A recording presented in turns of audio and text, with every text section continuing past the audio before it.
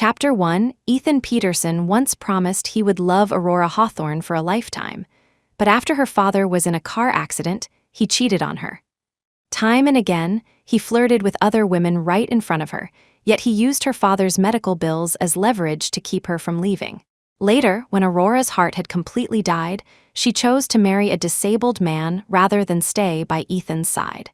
But only after truly losing her did Ethan regret ever hurting her. Mr. Sterling, I've made my decision. As long as you can fulfill your promise to cover my father's medical expenses, I will marry your son. The middle-aged man on the other end of the line couldn't hide the surprise in his voice. You truly don't mind his disability? You're willing to marry him and have children? Aurora simply said, yes. To be honest, as long as she could save her father, it didn't matter who she married. The man she had once loved so deeply was already in love with someone else. Good, excellent, fearing he might scare her off, Arthur Sterling did his best to suppress his excitement. Give me 2 weeks. As soon as I finish up my business here, I'll fly back and find the best doctors for your father. Thank you, Mr. Sterling, Aurora replied politely. After hanging up, she calmly picked up a pair of black stockings from the sofa. They weren't hers. From the tears in the fabric, Aurora could guess just how rough their owner had been. The faint morning light fell on her face, which hadn't seen a wink of sleep. She let out a self-deprecating laugh. Last night, her father's condition had turned critical. She had waited alone outside the operating room, calling Ethan over and over, only to be met with the cold, disconnected tone of his phone being hung up. She had assumed he was busy with work and couldn't answer. But returning home today to see the stockings on the sofa, the red-bottomed heels carelessly tossed on the floor, and the closed master bedroom door, Aurora understood everything. He wasn't busy with work. He was just too lost in another woman's arms to break free. Aurora walked to the master bedroom, black stockings in hand, and knocked gently on the door. Remember to put away your things after you're done playing. Don't leave them out here where I have to look at them. With that, she dropped the stockings and went into the study next door. Even when she heard panicked noises from the bedroom, Aurora didn't care. In 2 weeks, she would be gone anyway. The study was filled with photos of her and Ethan, each one placed on the wall by their own hands. Tears blurred her vision. Aurora sniffled and began tearing the memories from the walls, one by one. They had been in love for 6 years. When they graduated, she had defied her father's wishes for her to take over his traditional medicine practice, choosing instead to support Ethan as he built his startup. The moment his business took off, he proposed to her. They were once the perfect couple in the eyes of their friends and family. But on the eve of their wedding, her father had an unexpected car accident. Their passionate love story began to crumble as Dr. Hawthorne lay in the hospital, gravely injured. Ethan felt that her father's medical bills were too high and began to see her family as a burden holding him back. He grew impatient with Aurora, and 6 months ago, he hired a beautiful young secretary to be by his side. Under the guise of work, he and his secretary would flirt openly in front of Aurora. It wasn't that Aurora couldn't see what was happening. She had considered breaking up with him. But her father's medical expenses were staggering. She couldn't imagine how long he would last without Ethan's financial support. She had no other choice but to lower her head and endure the humiliation. But now, things were different. Mr. Sterling had promised to cover her father's medical bills. In another 2 weeks, Aurora would no longer have to live at the mercy of Ethan Peterson. Chapter 2. The study door was thrown open, and Ethan stormed in, his pajamas slightly disheveled. He snatched a photo from Aurora's hand just as she tore it from the wall, his voice laced with panic. Aurora, don't tear them down. You've misunderstood. Jasmine was with me at a client dinner last night and had too much to drink. I was worried about her going home alone, so I brought her back. Nothing happened between us. Fearing she wouldn't believe him, he pulled over Jasmine, who had just woken up. Ma'am, please don't misunderstand. Jasmine swayed as she approached Aurora, her voice cloyingly sweet. Mr. Peterson and I just slept in the same bed last night, that's all. We didn't do anything. Aurora sized her up. With her deep V, form-fitting mini dress and overpowering perfume, who would believe that nothing had happened? She scoffed. Well, Miss Lowell, you must be quite a failure then. Dressed like that, and you still couldn't get your Mr. Peterson interested. Is there something wrong with you, or is there something wrong with him? As she finished, Aurora glanced pointedly at Ethan. His face instantly darkened. Jasmine and I have both explained it to you. Who are these snide remarks for? Jasmine gently tugged on his sleeve. It's all right, Mr. Peterson. Don't be so harsh with her. It's understandable, really. After all, she's never been in the professional world. How would she know what a business dinner entails? It's only natural for her to misunderstand. A wave of derision washed over Aurora. When I was attending those dinners with Ethan, you were still a nobody. She lowered her head and said nothing. Jasmine, assuming Aurora was ashamed, turned back to Ethan. But ma'am, you need to be more open-minded. You can't keep clinging to Mr. Peterson over every little thing. He has a company to run and your father's medical bills to pay. He's under a lot of pressure. You should apologize to Mr. Peterson and we can all move on. She spoke with such casual confidence, one might have thought she was Ethan's actual girlfriend. Aurora glanced at Ethan and saw not a hint of defense in his eyes. She sighed heavily. I'm sorry. I misunderstood you both. Ethan had never been one for long-winded female apologies. He waved his hand impatiently. That's enough. Go make some soup for me and Jasmine to clear our heads. All right, Aurora said, her voice flat. Watching her silently walk toward the kitchen, Ethan frowned. He was surprised. He recalled that in similar situations before, Aurora would always throw a crying fit, only backing down when he threatened her with her father's medical bills. But today, before he'd said a word, she had obediently gone to the kitchen. Something, Ethan thought, was not right with her. But before he could dwell on it, Jasmine's slender arms wrapped around his waist. Don't, Ethan gently pushed her away. She's still here. Fine, Jasmine pouted. Will you get a hotel room with me tonight then? Yes, whatever you want, he said, affectionately tapping her nose. In the kitchen, Aurora heard their flirtatious exchange.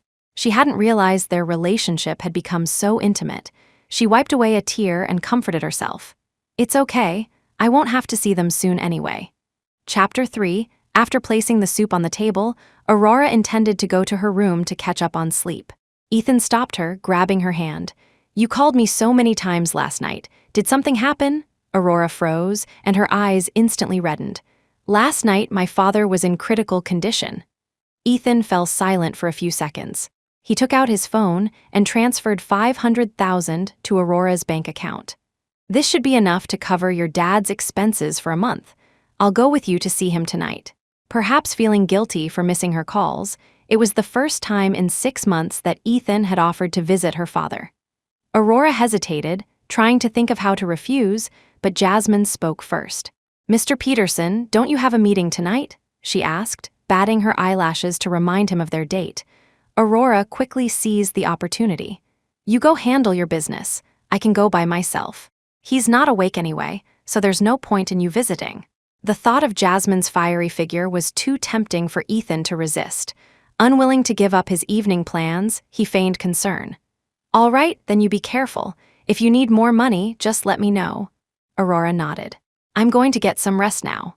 She instinctively started walking toward the master bedroom, but the thought of Ethan and Jasmine spending the night in there made her feel sick. She stood before the door for a moment, then turned and went to the guest room instead.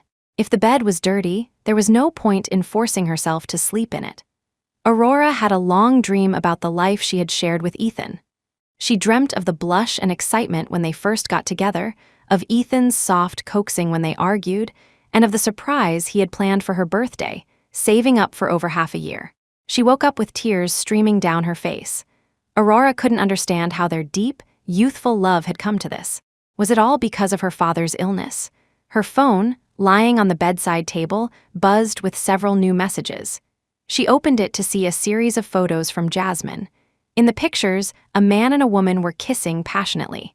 It only took one glance for her to recognize the man's well-built frame as Ethan's.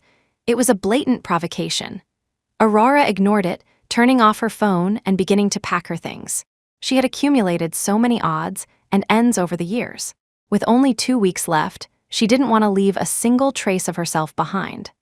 After being away for 3 straight days, Ethan suddenly sent her a text that evening, asking her to accompany him to a business dinner. She didn't want to go, but Ethan said that the client, a Mr. Wagner, had specifically requested her presence. Remembering the help Mr. Wagner had given them during the startup phase, Aurora decided she should show him that respect. When she arrived at the designated restaurant, Jasmine was already waiting at the entrance. She handed Aurora a fishtail dress. "Miss Hawthorne, you should change into this before you go in. Don't embarrass Mr. Peterson." Aurora gave her a cool glance. "In what capacity are you ordering me around? You're so ungrateful." Jasmine stomped her foot. "I was just trying to keep you from being laughed at for looking so shabby. That's my business, not yours." Aurora ignored her and walked straight to the private room. The moment she entered, Ethan, who was seated near the door, shot her a look of displeasure. "Why did you come dressed like that?" At the head of the round table, Mr. Wagner's expression shifted from anticipation to disdain. "Mr. Peterson, your girlfriend has certainly changed a lot." Chapter 4, Ethan immediately forced a smile. "My apologies for the sight, Mr. Wagner. Aurora, hurry up and pour Mr. Wagner a drink." As Aurora poured the wine, Jasmine slipped into the room and whispered something in Ethan's ear. Ethan's face turned ashen.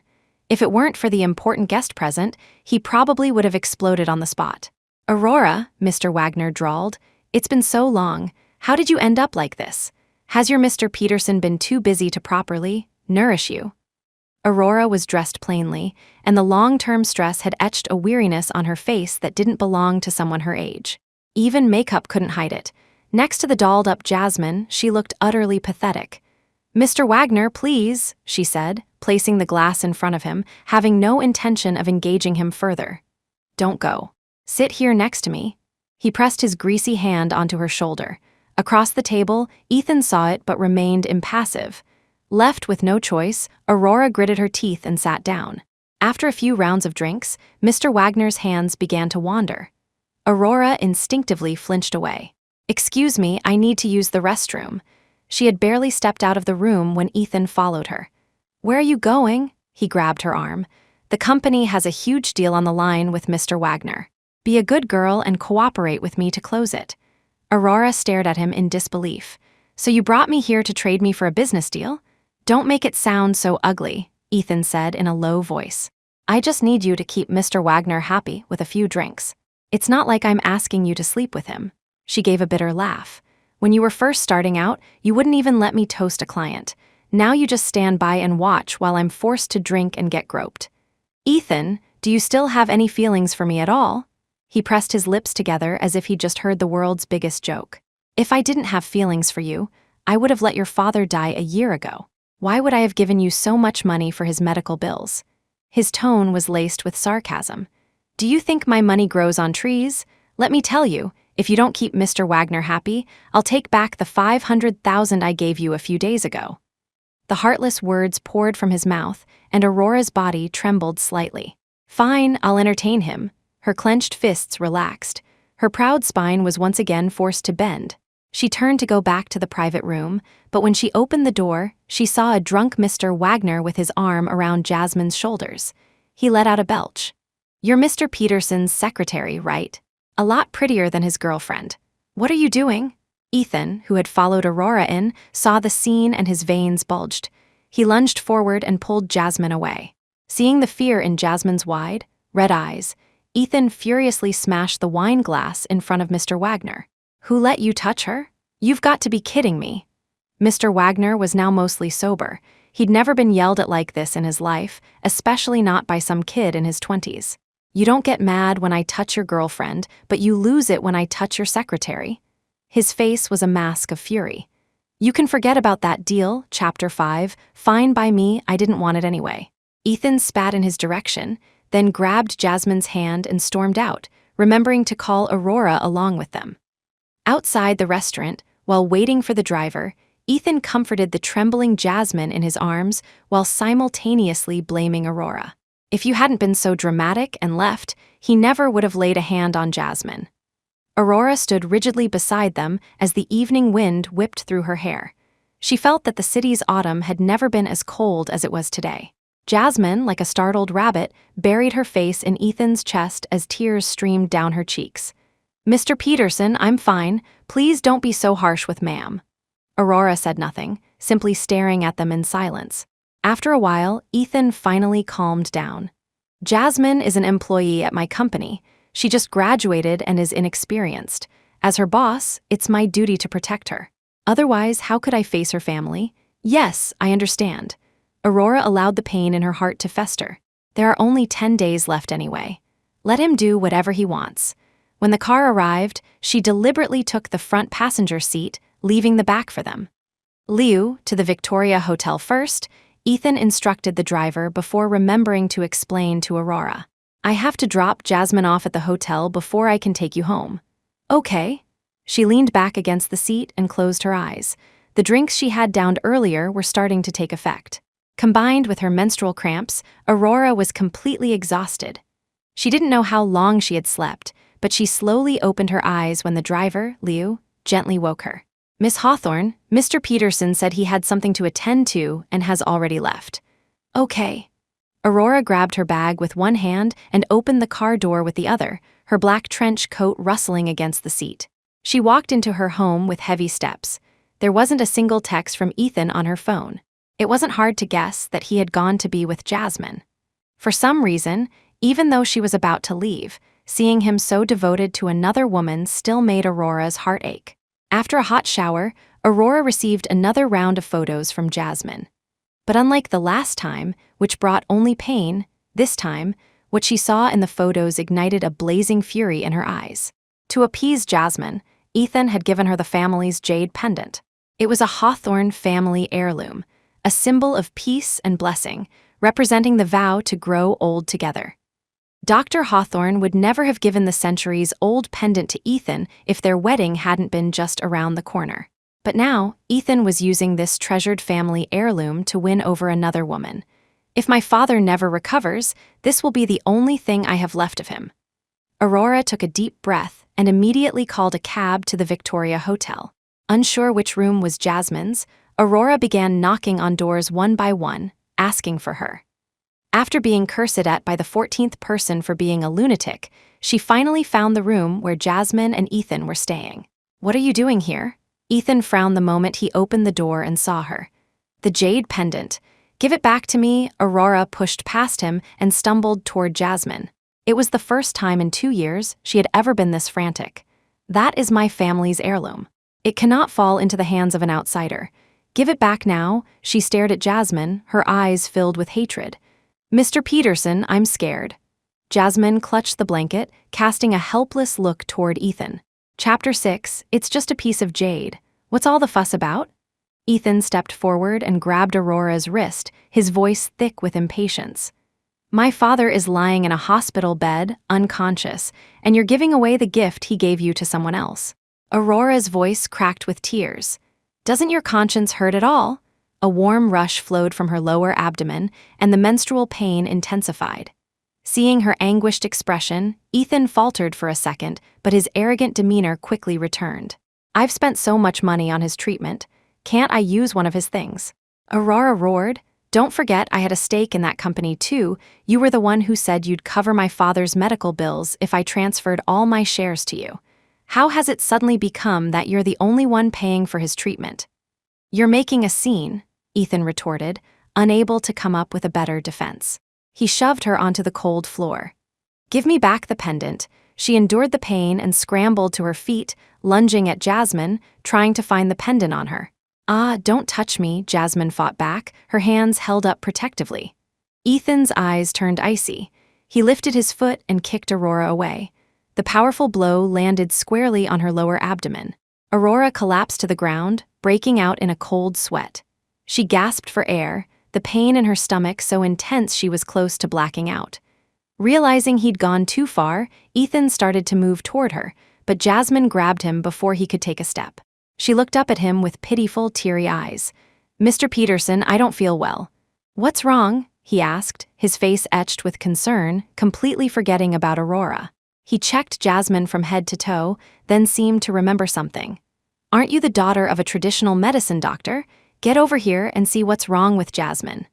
Ethan walked over and forcefully dragged Aurora to her feet. Check on her now. Fearing she wouldn't comply, he added, if anything happens to Jasmine, your father will pay the price. Aurora looked at him with utter despair. The last flicker of warmth in her heart was extinguished. She fought through the pain in her body and reached out to take Jasmine's pulse. After about 10 seconds, Aurora's pupils constricted, her lips parted slightly. She's pregnant. Really? Jasmine feigned surprise and grabbed Ethan's hand. Mr. Peterson, did you hear that? I'm pregnant. In truth, she had known about the pregnancy for a while. Jasmine had considered many ways to reveal it, but in the end, she decided it would be much more amusing to have Aurora be the one to diagnose it.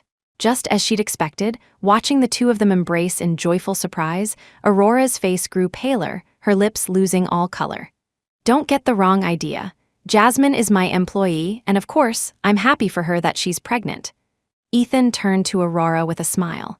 You should go home for now. I'll be back to join you later. I want the pendant. She no longer cared about their relationship. All Aurora wanted now was to get back what belonged to her father. Here, take it. It's not like it's anything special. Jasmine, in high spirits, pulled the jade pendant from under the pillow and tossed it at Aurora's feet. I really don't know why you treasure it so much. Aurora lunged to retrieve the pendant from the floor. But no matter how fast she was, the pendant had already shattered into pieces upon impact. 2 streams of tears instantly rolled down her face. Chapter 7, Go home for now. I'll find someone to repair this pendant when I have time. Ethan's brow was furrowed. He stood in front of Jasmine, worried that Aurora might do something reckless in her emotional state. There is no later. Aurora's voice trembled. She pocketed the pieces of the pendant and, steadying herself against the wall, walked out of the room like a lost soul. As he watched her silhouette disappear, Ethan felt a sharp pang in his chest. What did she mean, there is no later? Whatever, he thought. She's probably just throwing a tantrum. She'll be over it in a few days. After reassuring himself, Ethan turned his attention back to Jasmine, his face filled with the joy of impending fatherhood. Jasmine, I promise I'll protect you and our child, Jasmine replied softly. I believe you. They held each other in a sweet embrace, while on the other side of the city, Aurora was already drowning in tears. When she got home, the first thing she did was swallow a painkiller. Perhaps due to long-term stress and malnutrition, her menstrual cramps lasted for 3 full days and nights. By the morning of the 4th day, she finally felt a little better. She opened her eyes to see Ethan, who hadn't been home for days. Unlike Aurora's pale and drawn face, Ethan was glowing, his entire demeanor as bright as it had been when they were first in love. You're awake. I have something important to tell you. He showed no concern for her health, getting straight to the point. Jasmine got involved with a bad guy. She's pregnant, but her boyfriend won't take responsibility. She's afraid her parents will worry, so she wants me to pretend to be her boyfriend and have dinner with them. You don't mind, do you? Aurora's body stiffened, and a bitter smile touched her lips. It must have been hard for him to come up with such a clumsy lie. I don't mind. Go ahead, she replied softly. I knew my Aurora was the most understanding. Ethan didn't notice the insincerity in her voice and leaned in to place an affectionate kiss on her forehead. On your birthday next month, I promise I'll clear my schedule to spend the day with you. We can go visit your father together then. Aurora's eyelashes fluttered. Next month? But Ethan, we only have 5 days left. She wanted to tell him that she was leaving, that she wanted to spend their last few days together on good terms. But before she could speak, Ethan's phone rang. Mr. Peterson, my parents arrived early. I don't know what to do. It was Jasmine, crying on the other end. Ethan hesitated for only a second before abandoning Aurora and rushing out the door. He didn't return for another 4 days. During that time, Jasmine would intermittently send her taunting messages, but Aurora's heart had grown numb. Nothing she saw could hurt her anymore. On the morning of her departure, she received a text from Mr. Sterling. He said a car would be there to pick her up around 9 p.m. Aurora replied with a simple okay and began clearing out the last of her belongings from the house. Around 10 a.m., a package suddenly arrived. She opened it and found the Azure Dream, the necklace Ethan had once bought her for $5 million. Aurora had adored the necklace, but when her father fell ill, she had followed Ethan's suggestion and sold it to raise money for his medical bills. Her heart fluttered. How had the necklace come back? Did Ethan buy it for her? Chapter 8, just as a flicker of hope ignited in Aurora's heart, Jasmine's call came through. Miss Hawthorne, the package you just signed for was sent by mistake by Mr. Peterson. Could you please bring it to the New Haven Hotel? Mr. Peterson said he needs it urgently. Aurora froze for a few seconds. All right, I'll be there now. She suddenly wanted to know what Ethan intended to do with the azure dream now that he had it back. She took a cab to the hotel with the necklace, but when she got out and saw what was in front of her, she was stunned. A giant poster of Ethan and Jasmine stood at the entrance, with the words EJ Engagement Party written across it. Aurora's eyes instantly turned red. Led by a doorman, she walked step by step through the banquet hall to the dressing room door. Just as she arrived, Ethan and Jasmine's mother came out, and they ran right into each other. Seeing her, Ethan became visibly nervous, his pupils dilating. "What are you doing here?" "Ethan, who is this?" Jasmine's mother asked, frowning. "Oh, she's our family's maid." A flash of panic crossed Ethan's eyes. "Auntie, why don't you go back inside and stay with Jasmine? I'll just ask her what she needs." Ethan pulled Aurora to a corner of the staircase, his voice low. "Who told you to come here?" How ridiculous, she thought. 6 years of love, and now I'm just his family's maid. Aurora fought back the pain in her heart and held out the azure dream necklace. "Miss Lowell asked me to deliver this. Congratulations on your engagement." "You've misunderstood," Ethan began to explain. "Didn't I tell you before? I'm just pretending to be Jasmine's boyfriend." "Pretending?" Aurora's lips curled into a sarcastic smile. "You're pretending with an engagement party, and you're using the exact engagement plan that we never got to use a year ago." Her voice was filled with sorrow. Aurora had thought her heart was dead to Ethan, but seeing the familiar decorations and layout of the engagement party still hurt her deeply. Ethan stared into her eyes. "It really is just an act. Don't you believe me?" They looked at each other for a full half-minute. As a tear slid down her cheek, Aurora nodded heavily. "Fine, I believe you. If you say it's an act, then it's an act." Ethan let out a sigh of relief. "Good. Just go home for now. I'll explain everything properly after the party is over, okay?" Aurora whispered her agreement and dragged her weary body away. The moment she stepped out of the hotel, she received another taunting, boastful text from Jasmine. It was a photo of Jasmine wearing the azure dream, held tightly in Ethan's arms. "Mr. Peterson said that only I am worthy of the azure dream. He has always loved me. By the way, he also said that once our baby is born, he's going to cut off your father's medical funds. Doesn't feel good, does it? But you have to understand, my child is far more useful than your half-dead father." Aurora turned off her phone and took a deep breath. This is for the best. They're getting married. No one is holding anyone back. She spent the next few agonizing hours alone, her mind replaying her years with Ethan over and over. At 8:30 p.m., the sky erupted in a brilliant display of fireworks that lasted for a full half-hour. Aurora knew they were for Jasmine, from Ethan.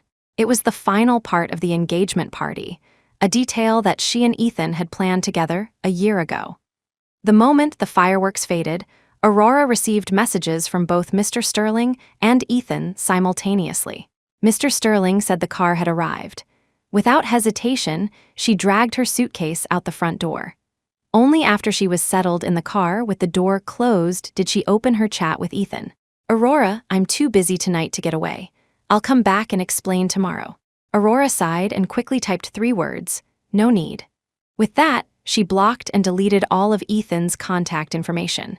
Taking one last look at the house filled with so many memories, Aurora said silently in her heart, "Ethan Peterson, goodbye forever." As the car sped away, familiar sights faded into the distance. There would be no trace of Aurora Hawthorne left in the city. Chapter 9, a few hours later, the car carrying Aurora pulled up in front of the Sterling family's villa. As soon as the door opened, Aurora saw Mr. Sterling standing at the entrance, having waited for some time. Seeing her get out, a housekeeper behind him immediately came forward with a warm smile to take her luggage. "Welcome home, Miss Hawthorne." The housekeeper had said home, which meant Mr. Sterling had already announced his son's marriage to Aurora. Aurora walked forward and greeted everyone with poise and grace. Arthur Sterling nodded kindly. "Aurora, you must be tired from the journey. I've already sent someone to arrange for your father's transfer to a new hospital. We've found the best neurosurgeon in the country for him. Don't worry, you can go to your room and rest. After you meet my son tomorrow, I'll take you to see your father." Aurora smiled slightly. "Thank you, Mr. Sterling."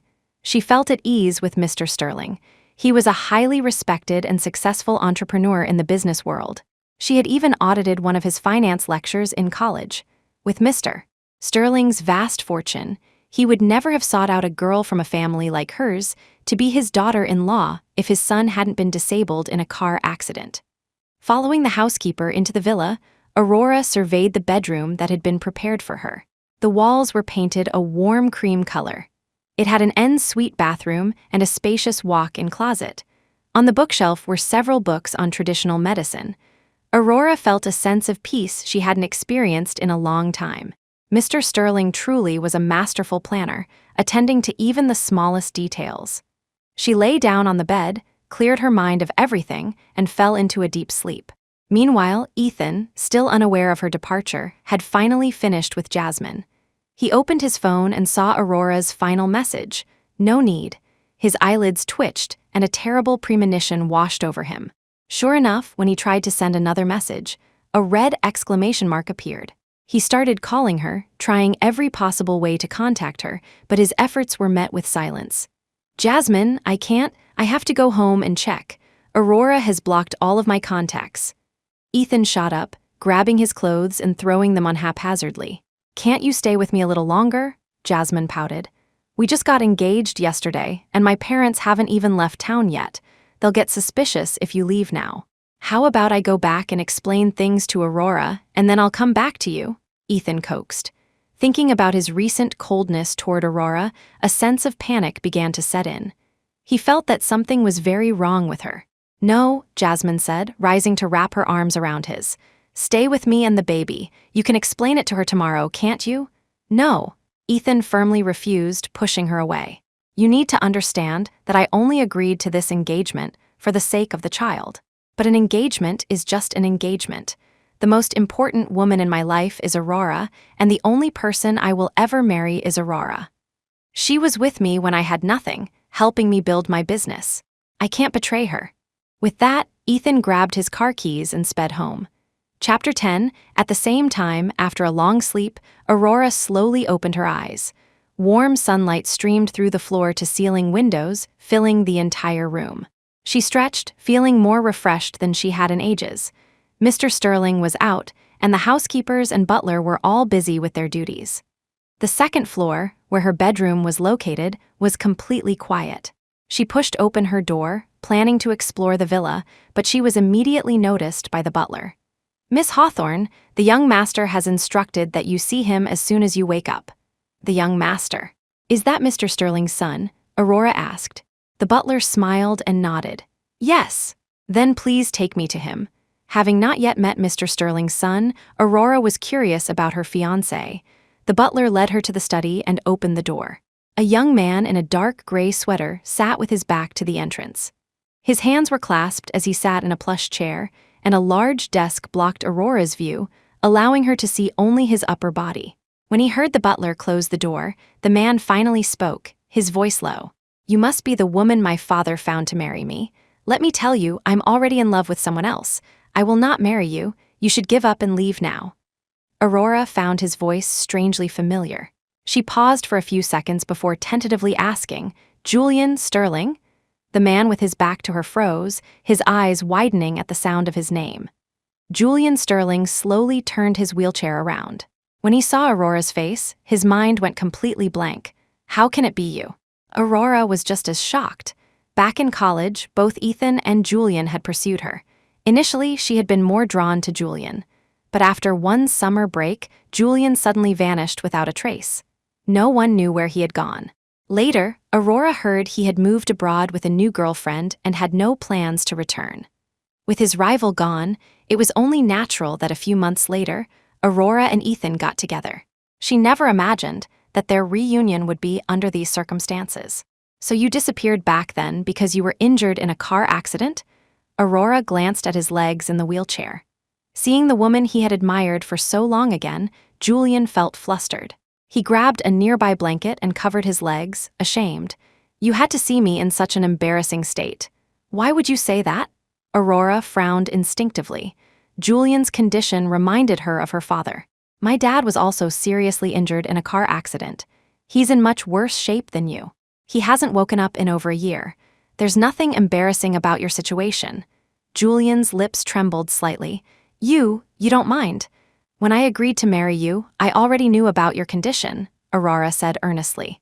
I didn't mind then, and now that I know you're Julian Sterling, I mind even less. The moment she finished speaking, Julian's eyes welled up with emotion.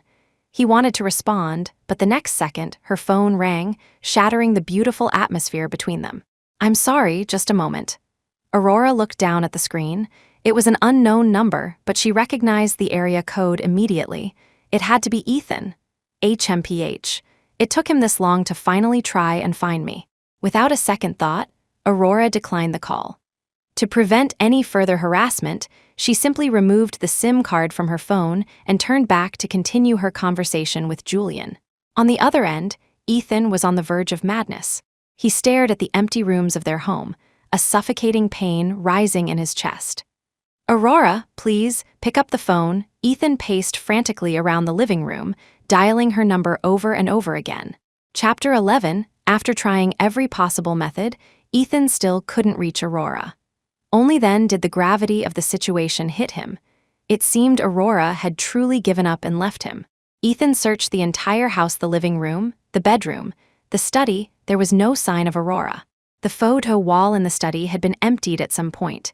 Even the large, framed photo from his proposal was gone. Aurora, Ethan called her name again and again, but the only response was the faint echo of his own voice. Aurora must have seen me and Jasmine getting engaged and gotten jealous. Yes, that has to be it. Ethan frantically tried to console himself. It was all Jasmine's fault. If she hadn't told Aurora to deliver that damn necklace, Aurora would never have come to the engagement party and found out. But Aurora, you really misunderstood. Ethan whispered to her number on his phone. It was just an engagement. I'm not really going to marry her. You're the one I want to marry? Ethan sat on the living room sofa for the entire day, desperately hoping to see Aurora walk through the door again. Around 10 o'clock that night, he heard the sound of a key in the lock. He shot up from the sofa. Aurora, you're back? Ethan rushed to the door, his face alight with excitement. But when he saw who it was, his expression soured. What are you doing here? Jasmine looked hurt. Can I come see you? I'm carrying your child. Get out, Ethan growled. I don't have time to deal with you right now. Don't be so harsh, Jasmine cooed, just as she always had. She held up a food container. Look at how pale you are. You must not have eaten all day. Here, have something to eat. The aroma of food wafted into his nose, and Ethan's stomach rumbled. He was indeed starving. Just leave as soon as you can. I don't want Aurora to see you here and get the wrong idea again. Ethan took the container and went back to the sofa to eat. Jasmine scanned the house. Many things were missing. Even all the women's shoes were gone from the shoe cabinet. She sat down on the sofa and asked, Did Miss Hawthorne run away from home? Ethan shot her a glare. What do you mean, run away? Aurora is just upset, so she went out for a walk. She'll be back soon. Is that so? For some reason, I don't think she's coming back, Jasmine said nonchalantly. If she were just out for a walk, why would she have taken so many of her things? What are you talking about? Ethan grabbed her wrist and shouted, Why wouldn't Aurora come back? This is her home. Jasmine had never seen Ethan this furious. She turned pale with fear. Okay, Mr. Peterson, calm down. Miss Hawthorne will definitely come back. Ethan's expression softened slightly. He let go of her hand and continued eating. But by the time he finished, Aurora still hadn't returned. 11 o'clock, 1 in the morning, 5 in the morning. No one but Jasmine had come through the door. As dawn broke, Jasmine, who had stayed with him all night, couldn't hold on any longer. She spoke softly. Mr. Peterson, why don't you get some rest? She touched her belly. I'm sure the baby doesn't want to see his father so tired. Maybe when you wake up, Miss Hawthorne will be back. The thought of the child in Jasmine's womb softened Ethan's heart. Fine, I'll go sleep in the master bedroom for a bit. You can rest in the guest room. Chapter 12, Jasmine tentatively asked, Why don't the baby and I sleep with you? No, Ethan roared. What if Aurora comes back and sees you? How would I explain that? His sudden outburst startled Jasmine. Then I'll go to the guest room. She quickly retreated from his sight, not daring to suggest any more intimacy. Lying in bed, Jasmine shook her head. How ridiculous. He really thinks Aurora is coming back. As a woman, Jasmine knew that this was no simple act of running away. And as Ethan's secretary, she had done her research before coming over.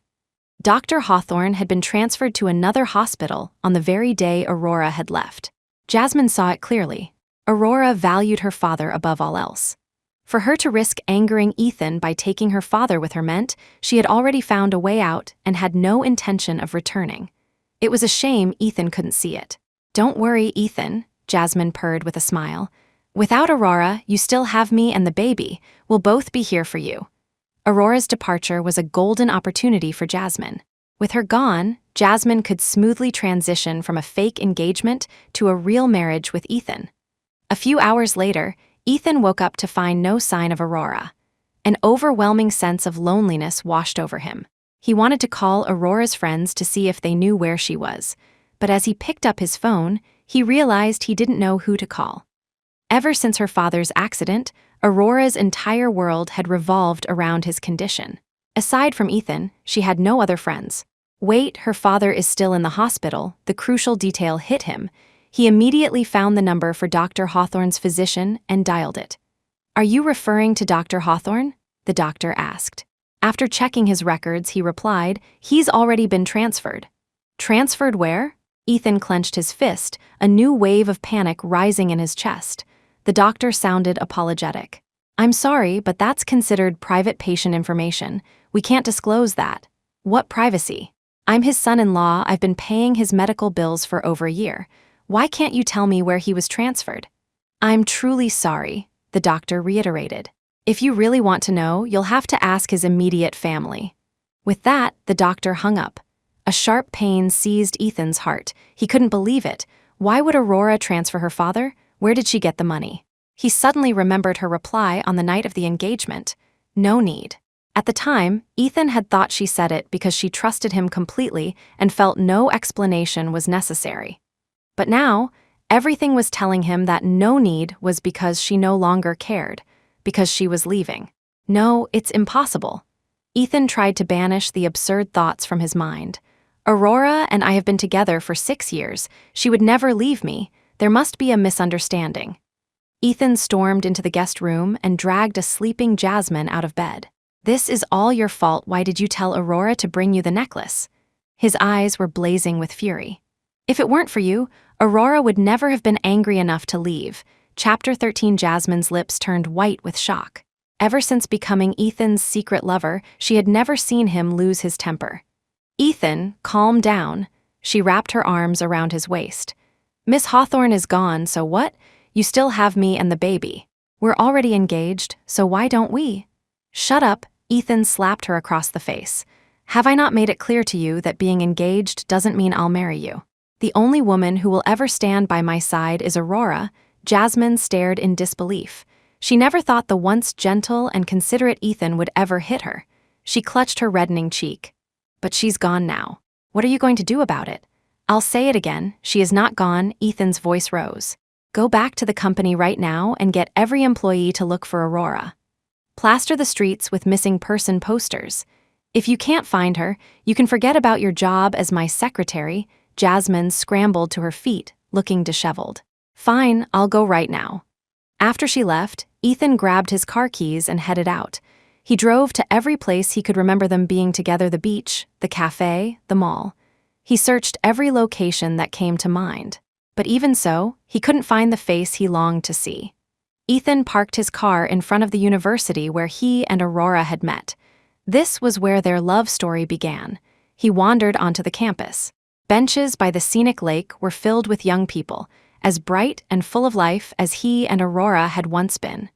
Ethan suddenly remembered a promise he had made to her.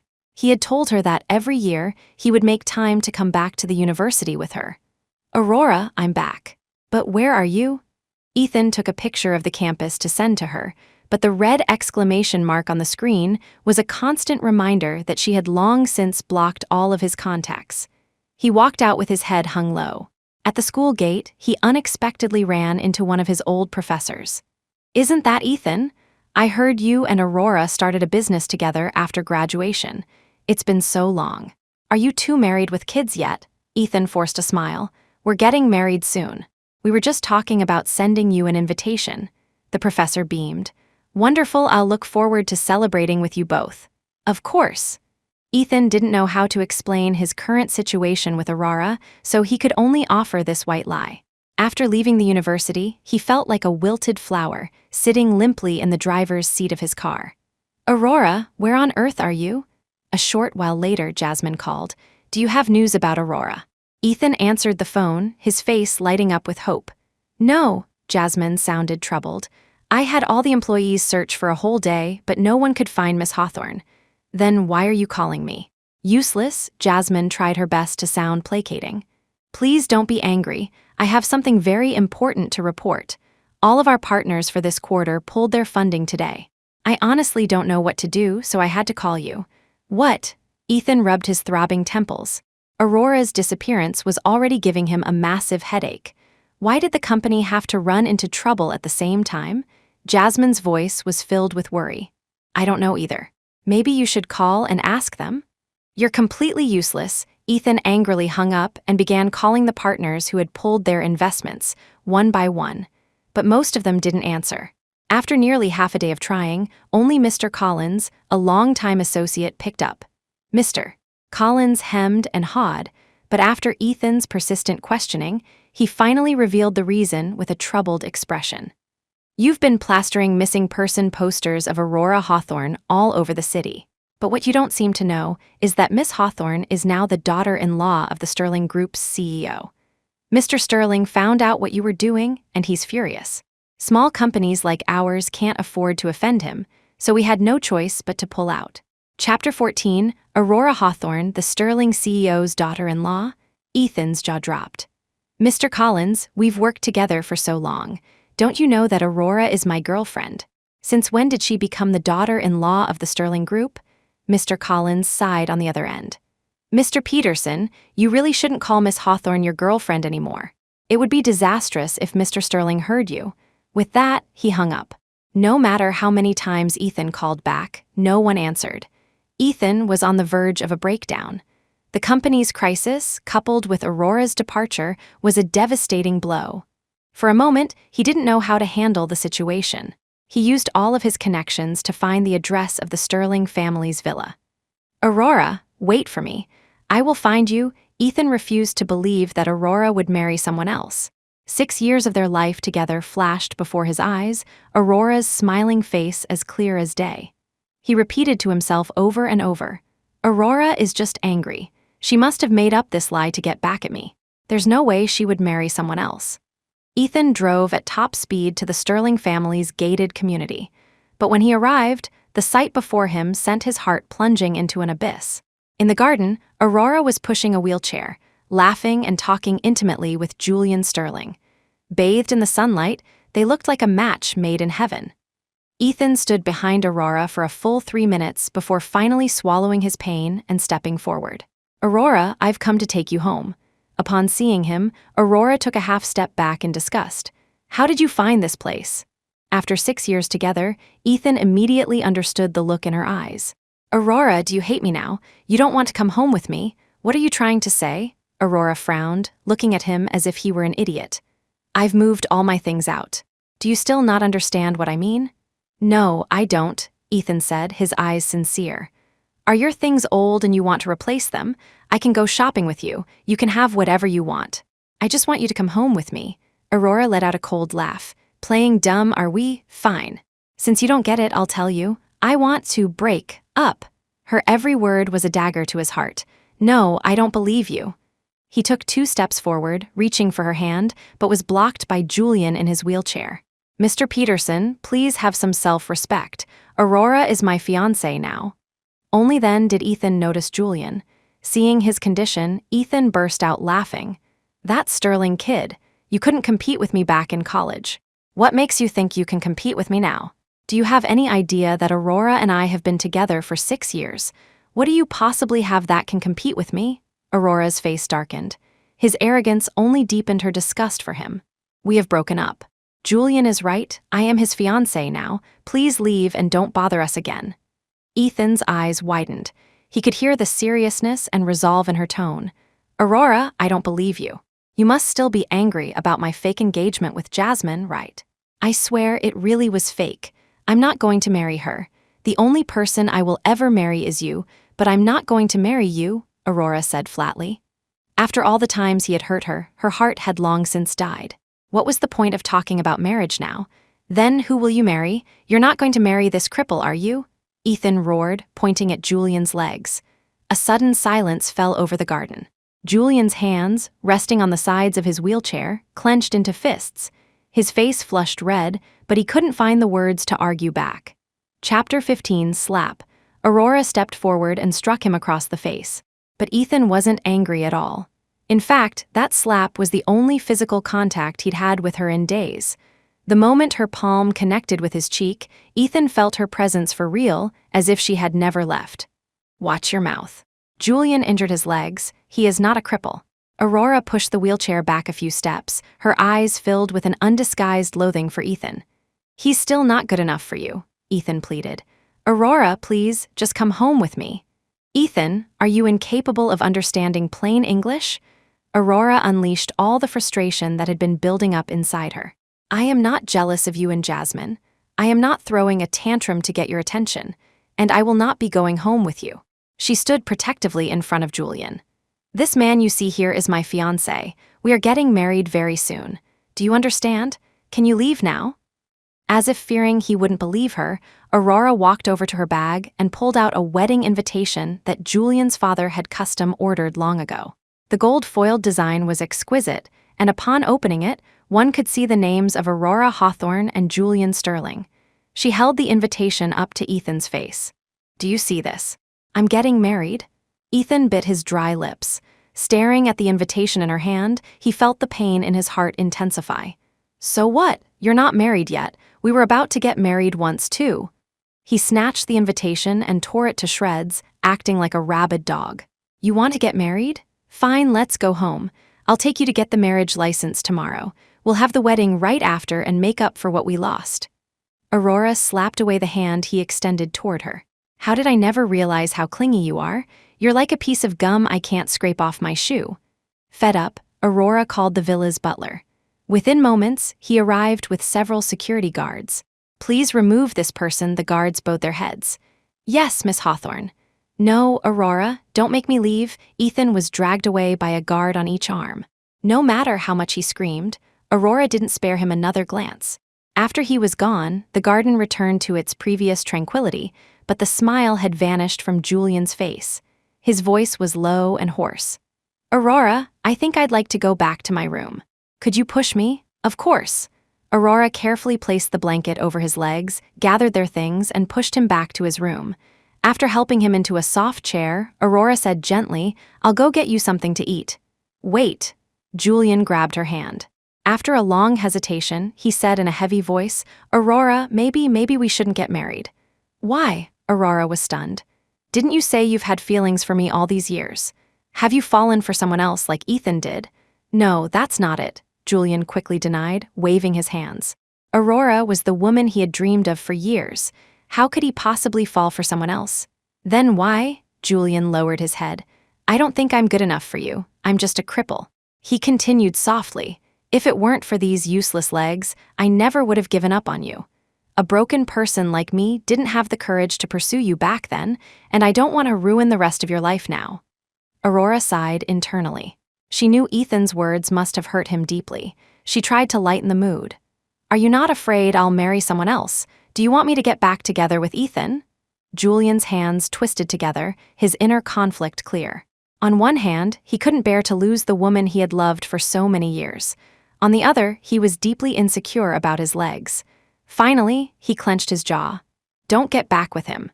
He's not a good person. Ever since he learned that the marriage partner his father had found was Aurora, Julian had been quietly looking into her life over the past few years.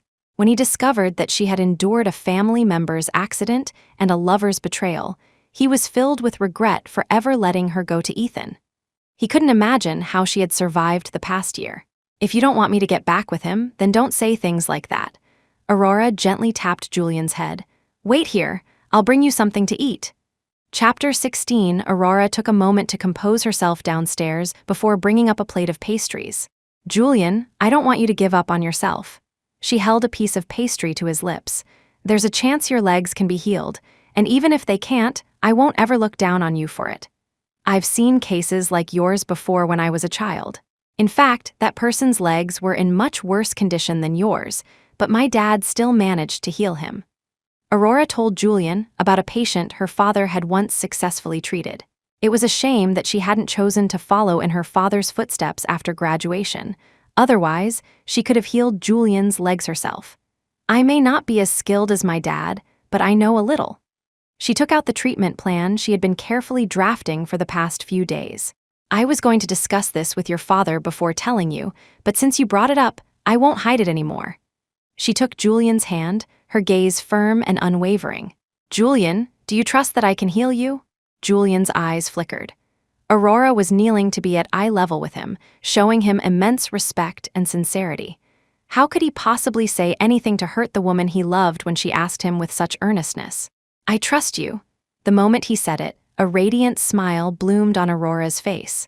That's all I need to hear. From now on, you have to cooperate with me fully. Julian was infected by her smile. He nodded emphatically, a long, absent grin spreading across his lips. After cheering Julian up, Aurora knocked on the door of Mr. Sterling's study that evening. Aurora, you're here, Arthur Sterling said warmly. I was just about to look for you. What's on your mind? Aurora nodded gently and placed the treatment plan she had prepared for Julian on his desk. Mr. Sterling, you have a wide network. I was hoping you could find a respected doctor to help me refine this treatment plan for Julian. I want to heal his legs. Arthur was astonished. He picked up the plan, his calloused hands trembling with excitement. Julian, he's willing to undergo treatment? He remembered how despondent Julian had been right after the accident. He couldn't accept becoming disabled and refused to cooperate with even the best doctors. Over time, his leg injuries were left untreated. Arthur never imagined that Julian would agree to treatment as soon as Aurora arrived, let alone that she would put so much effort into creating a plan for him. Aurora, having a daughter-in-law like you is a true blessing for the Sterling family. Arthur's eyes filled with tears. He gently patted her shoulder, unable to find the words to express his gratitude. Don't worry, I will have specialists review your plan, and I'll bring in doctors to assist you in healing Julian. Thank you, Mr. Sterling, Aurora smiled warmly. By the way, you mentioned you were looking for me. Was there something you needed? It's about your father. Arthur took a stack of documents from his drawer. His attending physician says they have a viable plan. He can have surgery in a few days, and the probability of a full recovery is very high. Really? Aurora was so excited she almost lost her balance. After more than a year, there was finally hope for her father to get better. Thank you, Mr. Sterling, my father and I will never forget your kindness. Aurora bowed deeply to him. We're family. There's no need for such formalities. Arthur reached out to help her up. However, there is something I feel I must tell you. His expression turned serious. According to my investigation, your father actually had a chance to make a full recovery 6 months ago. But at the time, the family member in charge did not approve the surgical plan. Aurora's pupils constricted as she tried desperately to recall the events of 6 months ago. How could that be? If surgery was an option, I would have agreed in a heartbeat. There's no way I would have refused. Suddenly, a thought struck her. I know, it must have been Ethan. He was the one who refused the surgery plan. 6 months ago, I had a high fever for a while, and he was the one communicating with the hospital about my father's condition. A heavy weight settled on Aurora's heart. She never thought Ethan could be so cruel as to deny her father a chance at recovery. She had always believed that, despite his cheating, he still had a basic conscience. After all, her father had been so good to him. How could he? Chapter 17, Aurora paced back and forth in the small garden below the villa. Winter was approaching, and the biting wind nipped at her cheeks, turning them rosy. She opened her phone, found Ethan's contact information, and pressed the call button. Miles away, Ethan was drowning in the chaos of his failing company. But the moment he saw Aurora's name on his screen, he dropped everything and snatched up the phone, his heart pounding. He was more nervous than he had ever been. Because his Aurora was finally contacting him, he knew it. He knew her talk of marrying someone else was a lie. She was just angry, trying to make him jealous. Aurora. Ethan answered the phone as if it were a precious jewel, hoping to hear her say she was coming back. Ethan Peterson, you disgust me. Aurora's icy tone shattered all of his beautiful dreams. He felt as though his heart had been torn to shreds, but he still clung to a sliver of hope. "Aurora, you called me. Does this mean you're not angry anymore?" he asked tentatively. "Not angry," Aurora scoffed. "Do you really think that's possible? I'm calling to hear you admit, in your own words, why you rejected the surgical plan the doctors proposed for my father 6 months ago." Thinking of all the suffering her father had endured, Aurora couldn't stop the tears from falling. She hated herself.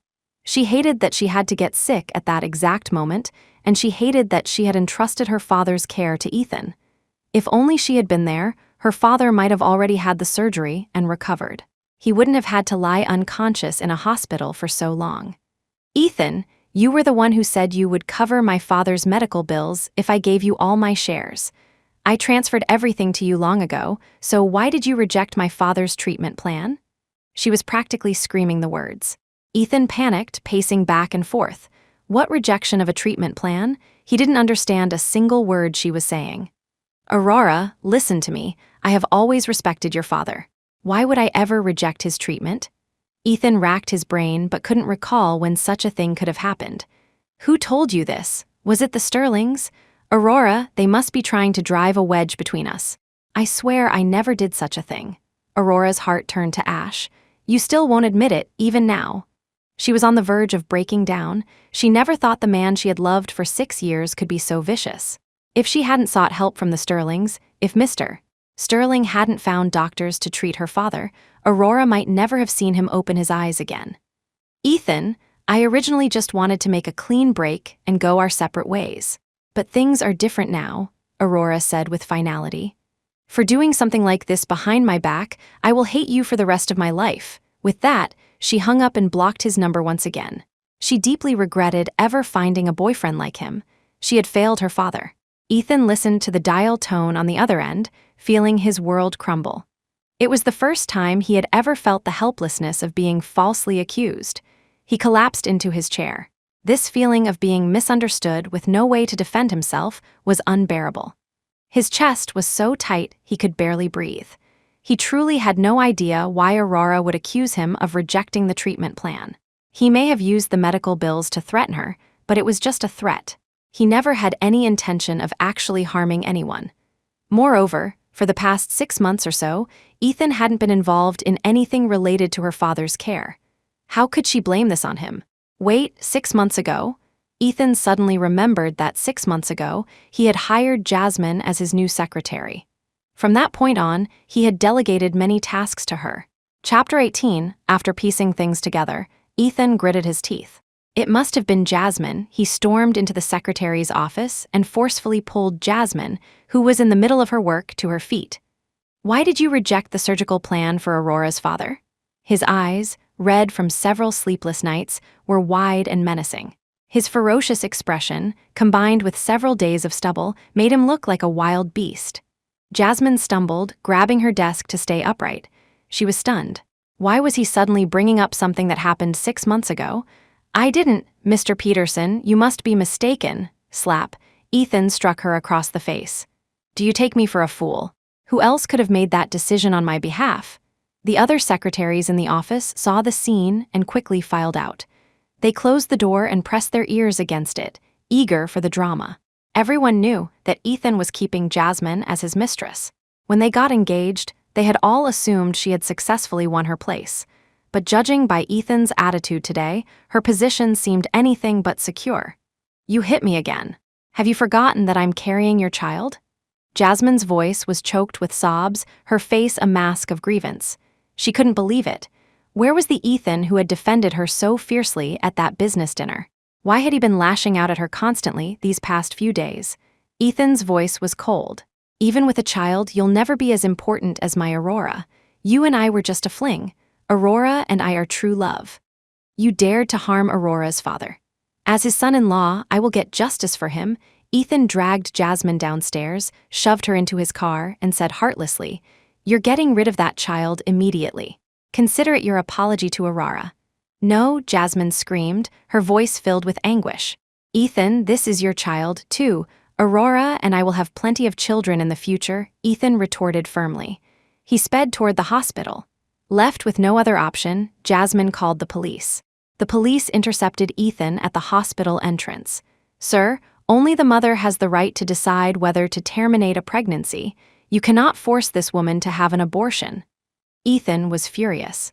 "It's my child too, what business is it of yours? If you continue to act this rashly, we will have to take you into custody." A police baton was brandished in front of him, and Ethan was forced to take a step back. He realized he might have been too impulsive, but he felt he had no choice. If he didn't do this, how would Aurora ever forgive him? Ethan took a deep breath. "Officer, I'm sorry, I wasn't thinking clearly." He calmed down and chose a different form of revenge. Ethan contacted Jasmine's parents and demanded they return all the money he had given their family. But he didn't stop there. He fired Jasmine from her secretarial position and took back all the clothes, bags, and even the house and car he had bought for her. "Jasmine, if you're willing to get rid of the child, I'll give you a generous compensation. But if you refuse, I will never acknowledge this child, and you can forget about getting any child support." Ethan shoved Jasmine to the ground and loomed over her, delivering his warning. "Can you really be so heartless?" Ethan slapped her again. "Heartless? Was it not heartless of you to make Aurora come to our engagement party? Was it not heartless of you to reject her father's treatment plan on your own authority?" The realization hit him belatedly. He couldn't imagine the pain Aurora must have felt that day, seeing him engaged to another woman. After all, he had promised her that he would only ever love her. "Fine," Jasmine finally relented. "I'll get rid of the child." Chapter 19, Ethan took the report confirming Jasmine's abortion and went to find Aurora again. He stood before her, as nervous as a schoolboy, his eyes filled with anxiety. "Aurora, look, I've punished Jasmine. She was the one who went behind our backs and rejected the doctor's surgical plan. I've gotten rid of her. Aurora, will you please come home with me?" Ethan was wearing the same suit he had worn when he proposed to her. He had also taken back the Azure Dream necklace from Jasmine. He knew it was Aurora's favorite necklace, and he hoped that, by giving it back to her, she might find it in her heart to give him another chance. Aurora glanced at the medical report, but made no move to take the necklace. If Ethan had returned the Azure Dream to her 2 weeks ago, perhaps he might have stood a chance. But now, nothing about him mattered to her anymore. "Even if Jasmine was the one who did it, you are not blameless," Aurora said, her voice like ice. "If you hadn't given her so much power, she never would have dared to meddle in my father's affairs. Ultimately, it's all your fault. Do you think getting rid of a child is enough to make me forgive you? Impossible." Aurora turned to leave, but Ethan quickly grabbed her arm. "Aurora, don't go. Let go of Miss Hawthorne." The moment Ethan's hand touched her, security guards from the Sterling household appeared from 2 directions and restrained him. "Aurora, what do I have to do to make you forgive me?" Ethan shouted. Aurora stopped. She couldn't remember their relationship ever being this strained. It was the first time she had ever been so cold to him. Thinking back on their 6 years together, she turned to look at him one last time. "Ethan, I will never forgive you. Did you think I didn't know Jasmine's child was yours? Did you really think those clumsy lies could fool me? Even if you had never harmed my father, even if you had nothing to do with anything Jasmine did, I still would never get back together with you. Because you cheated."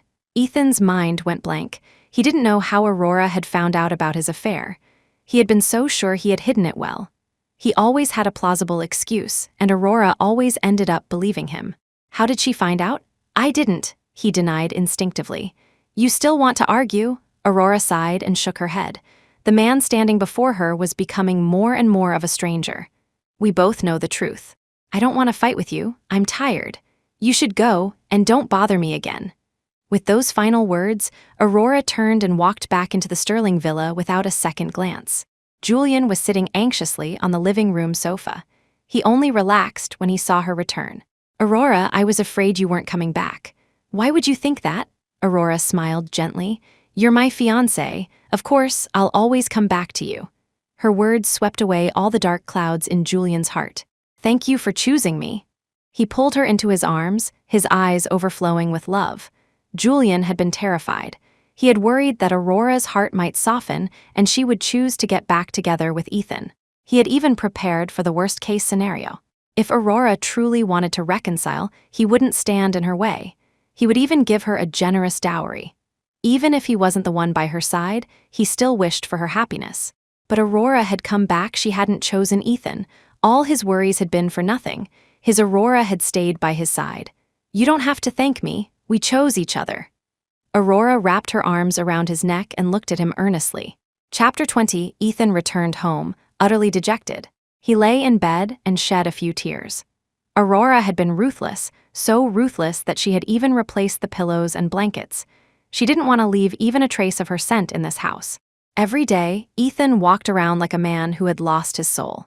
In a desperate attempt to win her back, he went to the Sterling's gated community every day, waiting and watching, hoping she would have a change of heart. One day, Aurora and Julian were out in the garden enjoying the sun when she noticed Ethan hiding in a corner. The sun was warm and bright. Aurora leaned down and gently kissed Julian on the cheek. The heart that Ethan had painstakingly pieced back together shattered once more. So this was what it felt like to see the person you love being intimate with someone else. He felt as if he was finally experiencing what Aurora must have felt when she saw him and Jasmine together. Julian blushed. It was the first time a woman other than his mother had ever kissed him. He mustered his courage and returned the kiss. From a distance, Ethan felt the pain in his heart deepen. He was like a rat in the gutter, hiding in the shadows and spying on someone else's happiness. Some time passed. With the help of doctors and Aurora, Julian was now able to try walking with crutches. They still took daily walks in the garden, and Ethan never missed a day of his secret surveillance. Ethan felt that just being able to see Aurora's face from a distance every day was a blessing. But his happiness was short-lived. The moment Julian discovered Ethan's spying, he called the Sterling group and instructed them to create more trouble for Ethan's company. Julian couldn't stand his blatant and intrusive gaze any longer. With Ethan bogged down by company problems, Aurora and Julian's world was finally free of the clingy pest. Julian looked lovingly at Aurora as she administered acupuncture for him. "Aurora, you're so beautiful." He gently caressed her cheek, his eyes filled with a reverence one would reserve for a priceless treasure. Aurora chuckled. "You're very handsome, too." She pulled out an old group photo from their college days. "Look how handsome you were." Aurora pointed to Julian in the photo. "To be honest, I was more interested in you back then. But you suddenly disappeared without a word, and out of spite, I ended up with someone else." Julian gave a bitter smile. "That won't happen again. From now on, no matter what, I will never leave you." He had chosen to disappear back then out of insecurity, feeling he wasn't good enough for her. But not anymore. He would never give up on Aurora again. Julian diligently followed the rehabilitation plan prepared by the doctors and Aurora. He drank all the dark, bitter herbal medicines without a single complaint. He didn't want to disappoint Aurora, nor did he want to remain disabled forever. He wanted to stand by her side, whole and strong, and be her protector for the rest of his life. Seeing Julian's transformation these past few days, Arthur Sterling felt a deep sense of relief and pride. "Thank goodness I brought Aurora back. Otherwise, who knows how long it would have taken for Julian to get back on his feet."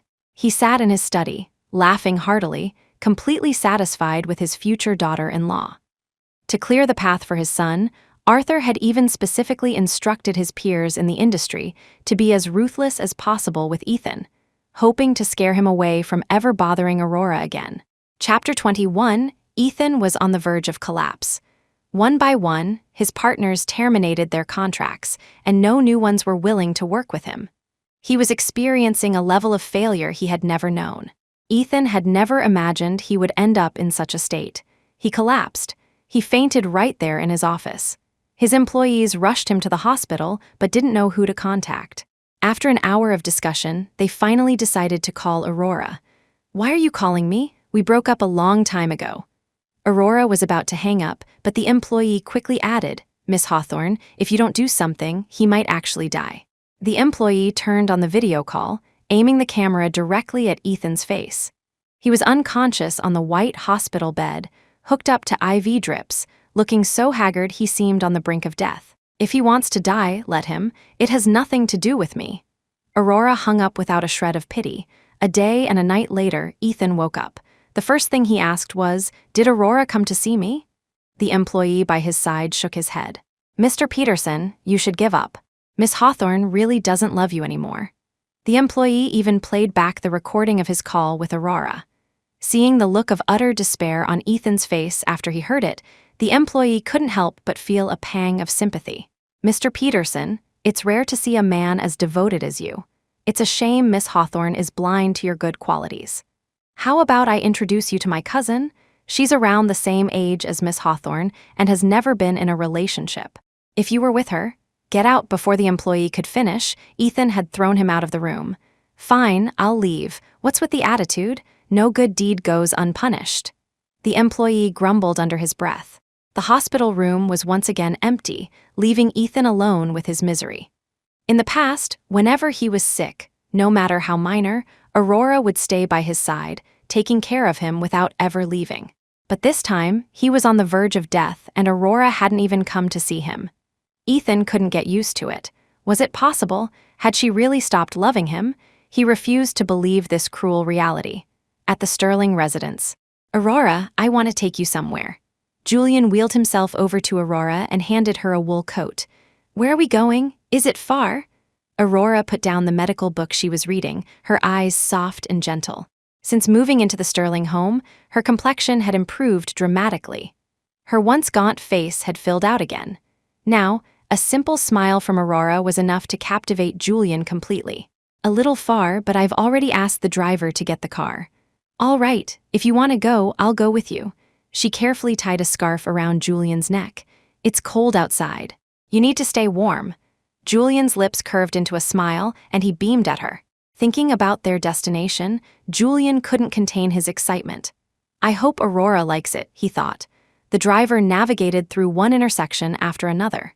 40 minutes later, they finally stopped in front of a light blue shipping container. Aurora pushed Julian toward it, a sense of happy anticipation bubbling inside her. She was eager to see what surprise he had prepared. The container door required a password. Aurora turned to Julian and asked softly, "Julian, what's the password?" His handsome face flushed slightly. "It's your birthday." The sun hung high in the sky as fine snowflakes drifted down onto them. Aurora broke into a joyful smile. She turned and entered her birthday. With a soft beep, the door opened. A field of hawthorn blossoms stretched out before her eyes. Unlike the biting cold outside, it was incredibly warm inside. The blossoms were in full bloom, and soft lights scattered around them cast a protective halo over the petals. Aurora was stunned, so shocked she couldn't form a complete sentence. In the middle of winter, how can there be hawthorn blossoms? Julian took her hand and gently pressed a kiss to the back of it. "Aurora, even in the dead of winter, beautiful flowers can still bloom." He didn't tell her how much effort it had taken to cultivate this field of flowers. He looked up and met her gaze, his eyes filled with deep emotion. "Aurora, I thought I would never see you again. It was fate that brought us back together. Your appearance warmed the winter in my heart. I want to tell you that I love you. I have loved you for many years." Julian took a diamond ring from his pocket. "Aurora, happy birthday. Will you marry me?" Chapter 22, a gentle breeze rustled outside, causing the entire field of hawthorn blossoms to sway as if they were cheering for this romantic proposal. Their marriage had been arranged by Mr. Sterling long ago. Aurora had never expected Julian to go to such great lengths to plan a proposal. She looked at the sincere man before her, the faint floral scent filling the air, and tears of joy streamed down her cheeks. Aurora had never thought she could experience such a happy moment. In fact, she had completely forgotten it was her birthday. Ever since her father fell ill, she hadn't celebrated a single holiday, let alone been treated with such thoughtfulness. "I will." Aurora was sobbing, but she nodded emphatically. "Julian, I will marry you." "Good, good." Julian was ecstatic. With trembling hands, he placed the diamond ring on her finger. Witnessed by the field of hawthorn blossoms, they shared a happy, loving kiss, the sunlight shining down on them like a gift from the heavens. After 6 years, Julian had finally won Aurora's heart. A tragic accident had left him disabled, and at the time, he had cursed the heavens for their injustice. But in this moment, Julian felt like the luckiest man in the world. On their way back, Aurora and Julian received a call from the hospital. They said her father had woken up. Hearing this news, Aurora trembled with excitement. "Julian, my father's awake." "I heard," Julian said, gently patting her back. "He must have known it was your birthday and wanted to give you a surprise." He told the driver to turn around and head to the hospital. Led by a nurse, Aurora arrived at her father's room. Seeing the color return to his familiar face, Aurora couldn't help but burst into tears and rush to his side. "Dad, you're finally awake." "My dear daughter." "Doctor."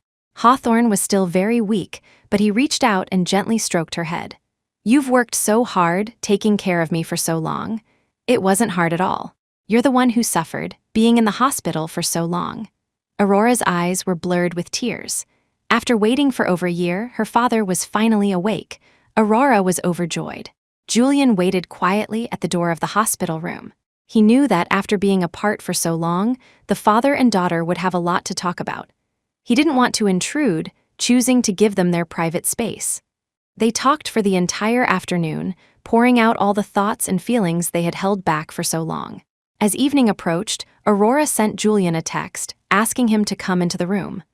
Blushing, Aurora whispered, "Dad, I'd like you to meet my fiancé." The next moment, Julian slowly wheeled himself in, a cake resting on his lap. "Hello, Mr. Hawthorne. My name is Julian Sterling. Today is Aurora's birthday, and since you've just woken up, I brought this cake so we could celebrate with you." Dr. Hawthorne was surprised to see that his daughter's fiancé was Julian.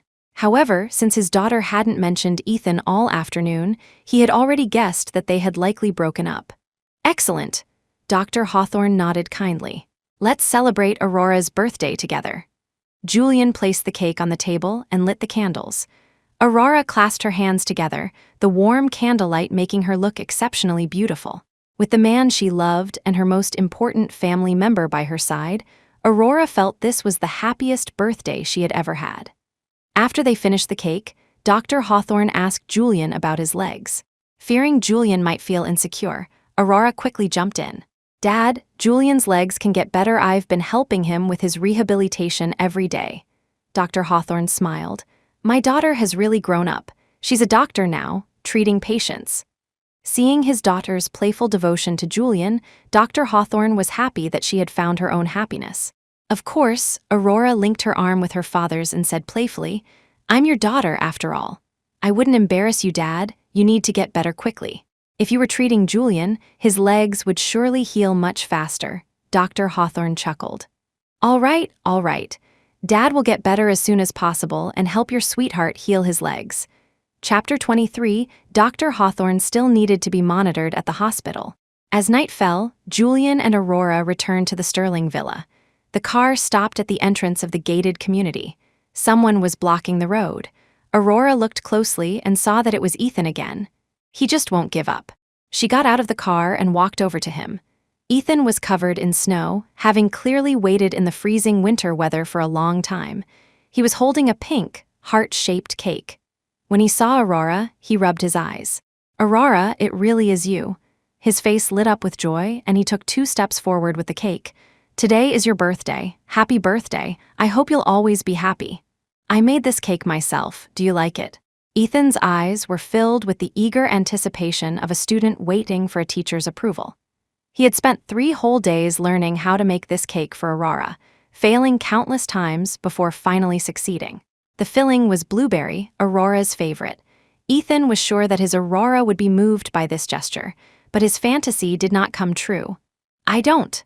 Aurora knocked the cake out of his hands, her voice calm as she looked at him. "Ethan, how many times do I have to tell you? We have broken up. Stop harassing me." The cake lay shattered on the ground. Ethan felt utterly helpless. Tears welled in his eyes. "Aurora, don't you remember? We agreed that I would spend your birthday with you." "I never agreed to that. You're just imagining things."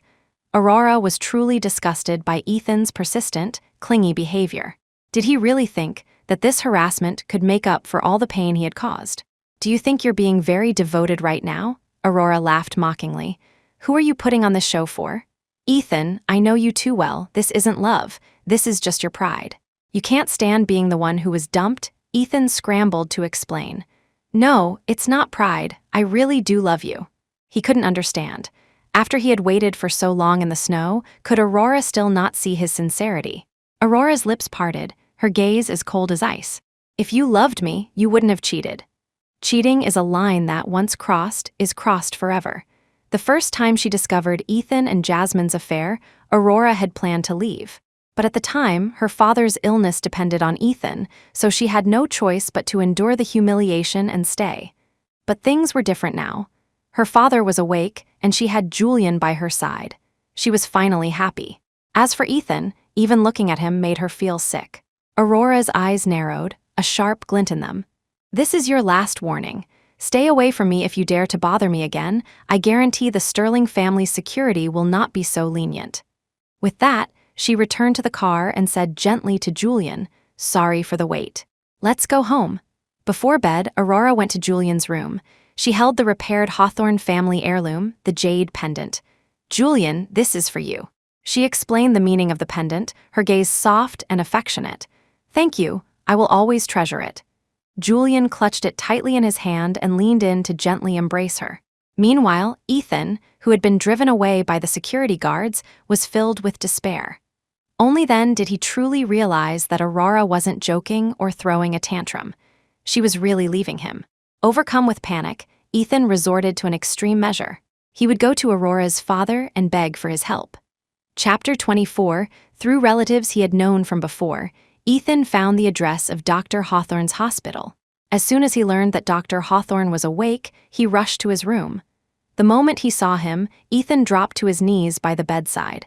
He wrung his hands anxiously. "Dad, please, convince Aurora to get back together with me. I really can't live without her."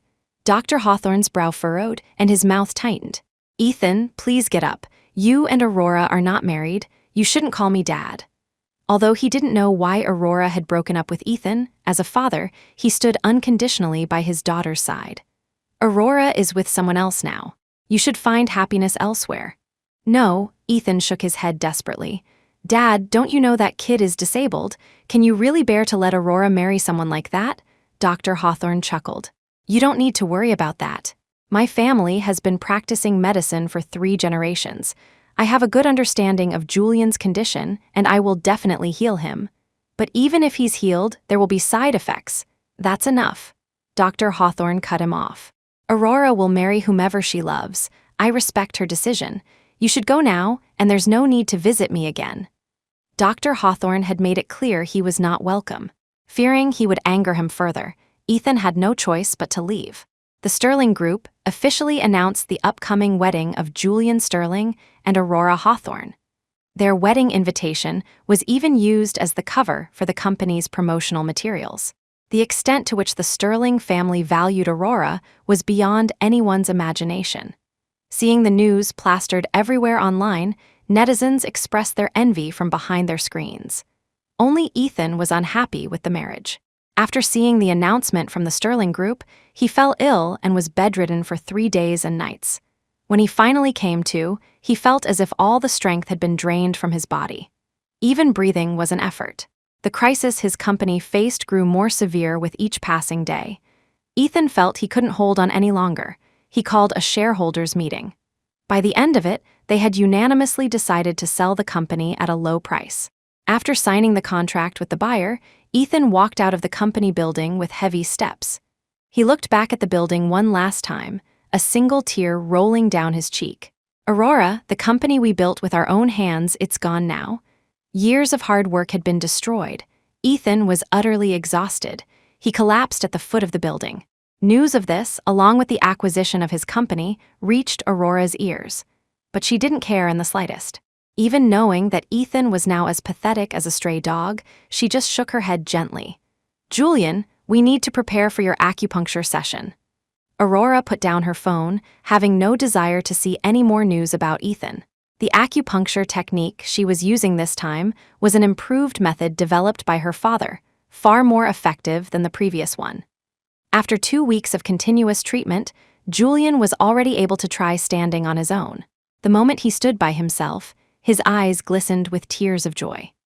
"Aurora, at this rate, I'm sure I'll be able to walk without a wheelchair or crutches by our wedding day." Aurora's eyes curved into crescent moons as she smiled. "I told you your legs would heal." Seeing Julian's radiant smile, Aurora felt a deep sense of satisfaction.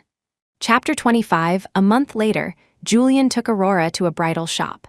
Looking at the dazzling array of wedding gowns and dresses, Aurora felt a sense of unreality. She had once dreamed of a wedding, but that person had let her down. She turned to look at Julian, and a warm feeling filled her heart. She believed that this time, she would not be disappointed. A sales associate approached them politely. "Welcome, what style of wedding dress are you looking for?" A smile played on Julian's lips. "The most expensive and the most beautiful," the moment he said it, both the sales associate and Aurora burst out laughing. Aurora tugged on his sleeve. "Why the most expensive? A simple one will do." "Absolutely not," Julian said with a serious expression. "You only get married once in a lifetime. It has to be the best. Don't worry, I have plenty of money." Julian knew how much girls cared about looking beautiful, so he was not going to be stingy when it came to the wedding dress. The sales associate looked on with envy. She brought out the 10 best wedding dresses in the entire shop for them to choose from. Julian was even more invested than Aurora.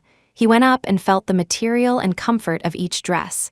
"No, this one is too scratchy. What if it hurts Aurora?" He shook his head and moved to the next one. "This one won't work either. It's too long. What if Aurora trips?" "This one is okay, but it feels like something is missing." By the 8th dress, Julian finally showed a satisfied expression. "Aurora, I think this one is perfect for you." Aurora smiled and nodded.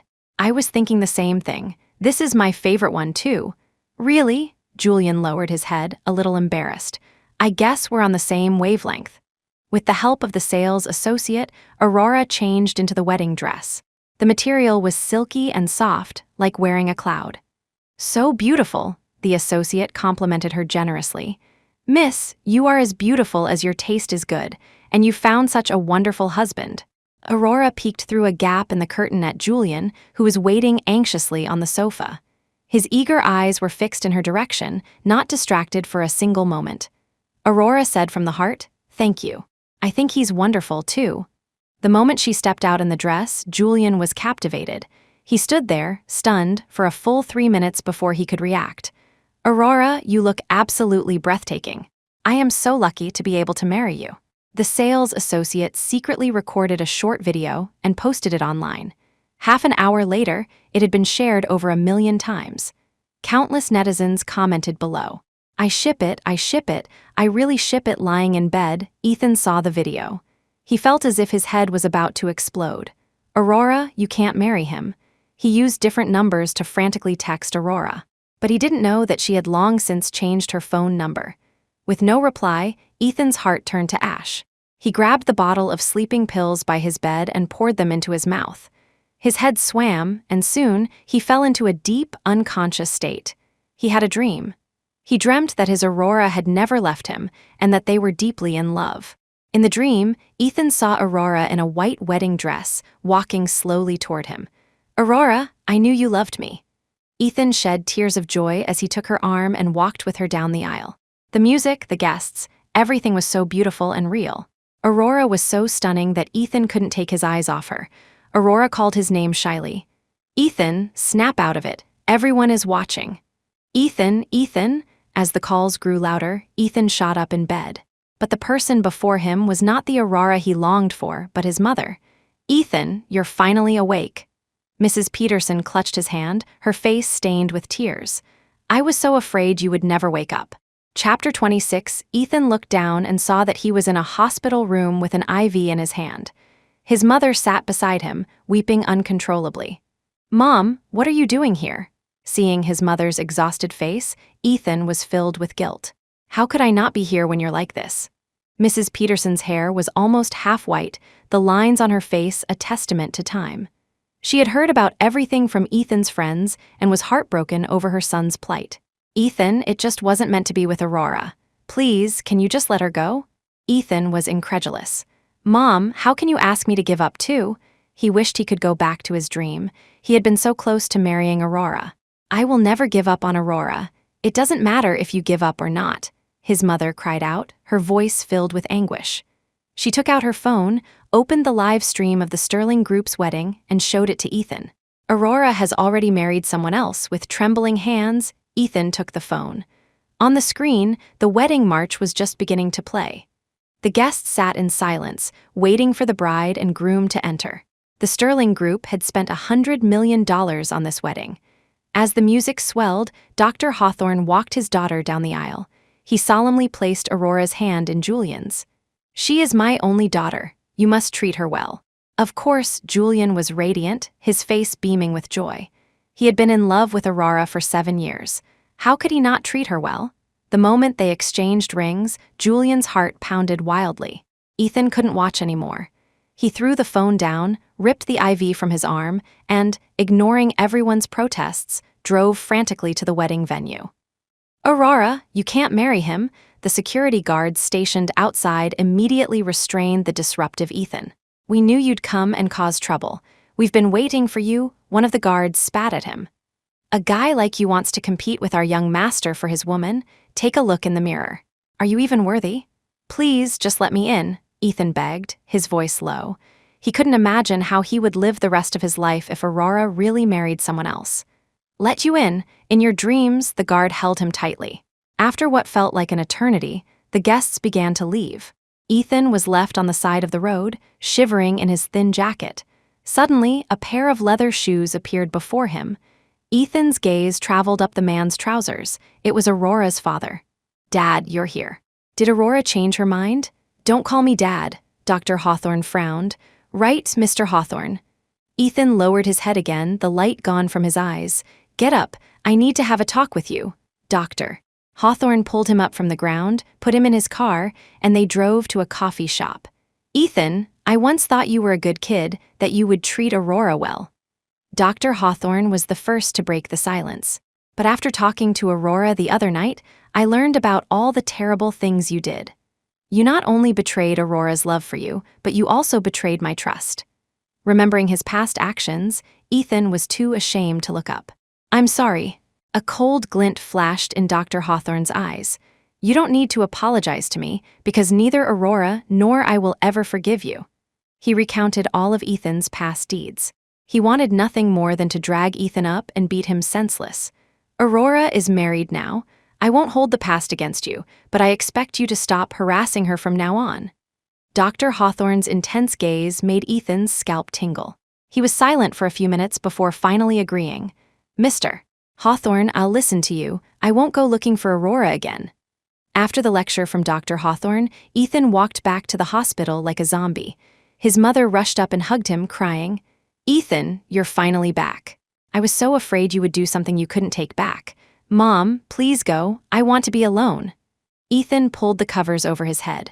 A short while later, he heard the sound of fireworks outside. Colorful explosions bloomed across the sky. Ethan knew they were from the Sterling family for Aurora. Aurora! 2 streams of tears rolled down Ethan's face. He suddenly remembered the fireworks he had set off for his fake engagement with Jasmine. Clutching his aching heart, Ethan whispered, "Aurora, I finally understand. This is what you must have felt that night." He was filled with unbearable regret. Chapter 27, after the wedding ceremony, Aurora was completely exhausted. She fell asleep almost instantly on the car ride back. When they arrived at the Sterling villa, Julian couldn't bear to wake her. He intended to carry her from the car to their bedroom, but the moment he lifted her, she startled awake. "Put me down," Aurora said urgently. "Your legs have just healed. You shouldn't be exerting yourself." Unable to argue with her, Julian reluctantly set her down. "Then I'll help you walk." "I'm not that delicate," Aurora said, giving him a gentle tap. They returned to their bedroom and shared a passionate kiss, spending a wonderful night together. A few months later, Aurora decided to delve deeper into the study of traditional medicine. She followed her father, learning from him day and night. A few years later, she took over his clinic and began practicing on her own. Julian, in turn, took over the Sterling group. One day, Julian and Aurora were out for a walk, hand in hand. The gentle spring breeze was incredibly pleasant. A vendor on the street was loudly hawking candied haws, and Aurora glanced over with interest. "You want some? I'll get it for you." Julian noticed her gaze and, without waiting for a reply, went and bought a stick for her. A child on the sidewalk saw them and giggled. "You're so old and you're still eating candied haws." Julian bent down and said to the child seriously, "It's not just kids who like candied haws. This beautiful lady likes them too." Aurora smiled. "All right, don't tease the children." Every week, Ethan would come to Aurora's clinic. He would hide in the crowd, never being noticed. After many years, one day when he came to the clinic, he encountered a little girl. "Little Missy, can you sell the flower in your hand to this uncle?" Ethan looked at the hawthorn blossom in the girl's hand and suddenly felt a strong desire to buy it. The girl held up the flower and turned around, her voice sweet and childish. "Why do you want to buy it?" When he saw her face, Ethan froze. She bore a 6/10 resemblance to Aurora. Even her eyes were identical to the woman he had longed for. Ethan crouched down, his voice choked with emotion. "Because I like it. Can you sell it to me?" "You like it?" The girl tilted her head, her expression serious. "But my mommy likes it too. I picked it for her." Ethan was stunned for a few seconds. He had guessed it. This girl was Aurora's child. "All right. Since it's for your mommy, I won't buy it." He reluctantly turned to leave, but the next moment the girl grabbed his hand. Her hand was soft and her eyes were as clear as a lake. "Uncle, here." The girl held the hawthorn blossom out to him. Ethan's heart trembled. He crouched down again to be at eye level with her. "But you said you were giving it to your mommy." The girl said, word by word, "My daddy planted a whole field of hawthorn blossoms for my mommy. Without this one, there are still many more. I can just go pick another one later." She gently smoothed the furrows on Ethan's brow. "The hawthorn blossom symbolizes good fortune, happiness, and contentment," the girl explained. "Uncle, you look very unhappy. I'll give you this flower," she held it out further. "I wish you happiness and contentment from now on." Ethan was touched by the girl's bright spirit. He reached out, took the flower, and said, "Thank you." "You're welcome," the girl skipped into the clinic. Watching her leave, Ethan felt that the obsession he had held onto for so many years should probably be laid to rest. He walked silently to the clinic entrance and watched the busy Aurora from a distance. A few minutes later, Ethan placed the hawthorn blossom by the door and walked away, looking back every few steps. From that day on, Ethan never spoke of finding Aurora again.